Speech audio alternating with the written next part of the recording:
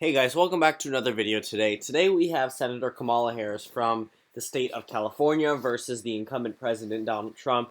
I previously did this video and I think that his margins have somewhat increased with, actually I think that his capability of winning re-election has increased, his possibility, whatever.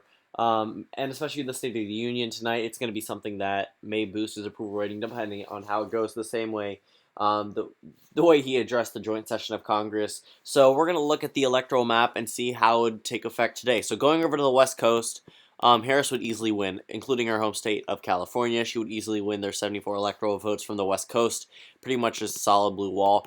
As for the rest of the country, it would pretty much be the same way we've seen politics before. Across the entire Midwest, we would see a lot of red going down. Actually, I'm going to leave one electoral vote from Nebraska as a toss-up.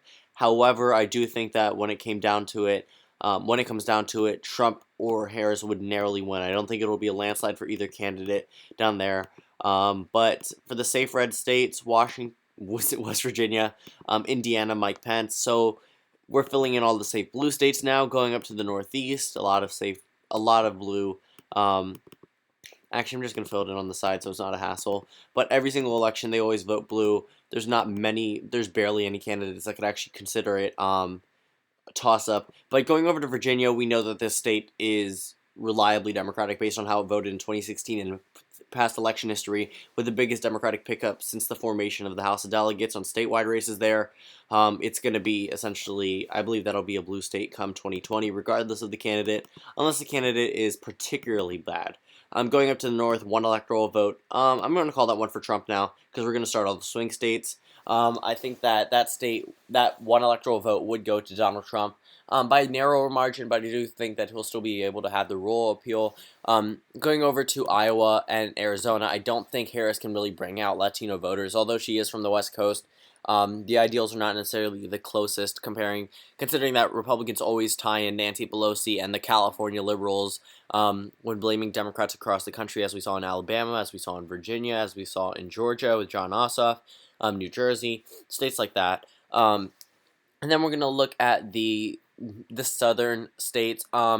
Harris could definitely drive up African American turnout, which is why I'm pretty much going to give her the Rust Belt. I think that she'll be able to capitalize on that in the Rust Belt.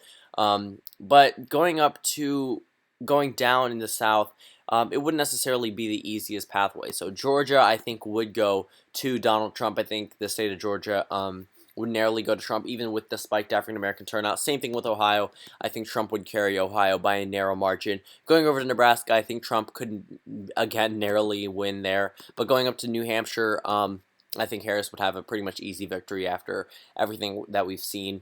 Going down over to the West Coast, ultimately, I think Harris would win the presidency, and I think those states that voted for Hillary Clinton would stay in her column.